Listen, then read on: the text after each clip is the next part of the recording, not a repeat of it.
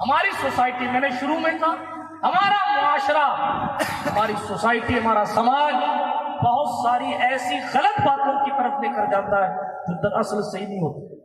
میں نے پچھلے کسی تقریر میں کہا تھا، لوگ یہ کہتے ہیں، ارے صاحب گاؤں اڑی اکثر کہتے ہیں کہ صاحب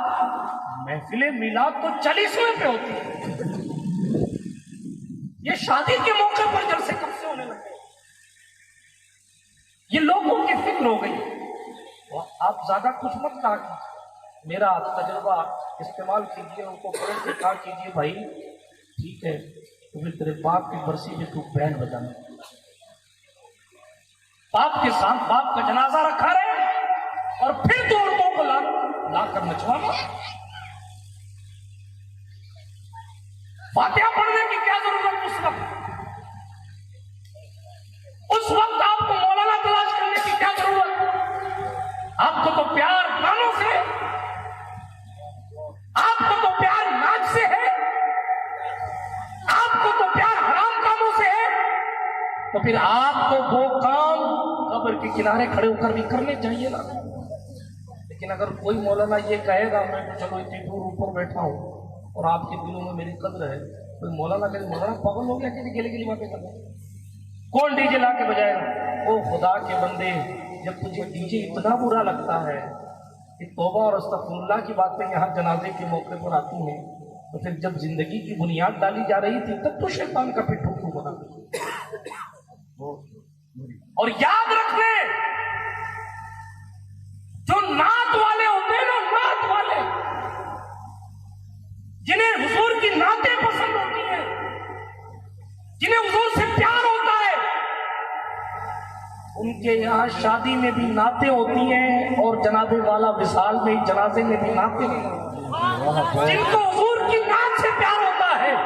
وہ باپ کے 40ویں پر بھی کہتا ہے پڑھو مولایا صلی وسلم دائما ابدا۔ وہ جس کو نعت سے پیار ہوتا ہے وہ قبر میں جنازہ اتارتے وقت بھی کہتا ہے پڑھو کعبے کے بدر الدجا، تم پہ کروڑوں درود، آپ طیبہ کے شمس الضحا، تم پہ کروڑوں درود۔ اس وقت بھی اسے نعت یاد آتی ہے، اور جب وہ گھوڑے پر چڑھ کر برات لے کر جاتا ہے اس وقت بھی وہ حضور کو بھولتا نہیں بلکہ اسے یاد ہوتا ہے۔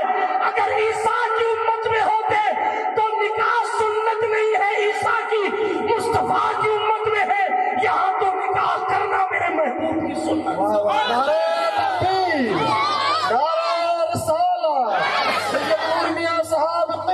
اس لیے وہ کہتا بھائی نعت خواں سے کہہ دو میں گھوڑے پر پیچھے بیٹھا رہوں گا، یہ آگے بڑھیں ذرے جھڑ کر تیری پیزاروں کے، تاجے سر بنتے ہیں سیاروں کے، ہم سے چوروں پہ جو فرمائے کرم، خلعت زر بنے پشتاروں کے۔ ہاں اللہ رب العزت کی بارگاہ میں جب بندے کا یہ خیال رہتا ہے کہ مجھے خدا قدوس کو راضی کرنا ہے، جب بندے کے دل میں عشق رسول ہوتا ہے، جب بندے کے دل میں ایمان ہوتا ہے، تو پھر نعت والا بلبل یقین نہیں ہوتا، ادھر منہ کرے تو ادھر دوسرا، ادھر منہ کرے۔ نعت والا کہتا ہم اس روڈ پہ ہیں کہ جنازہ ہو جائے تو بھی وہ چیز کام آتی ہے، شادی کا موقع ہو تو بھی وہی چیز کام آتی ہے۔ اس لیے کہ جنازے کے موقع میں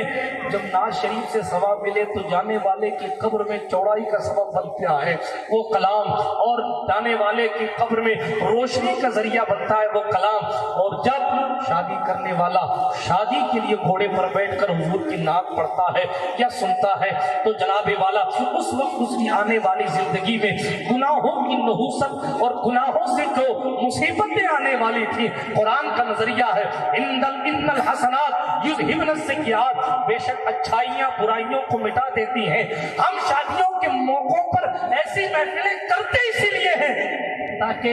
پاسٹ میں، ماضی میں جو گناہ ہو گئے ہیں ان گناہ کی معافی مانگے، اور آنے والی زندگی میں ان گناہوں کی منحوسیت سے پناہ مانگ کر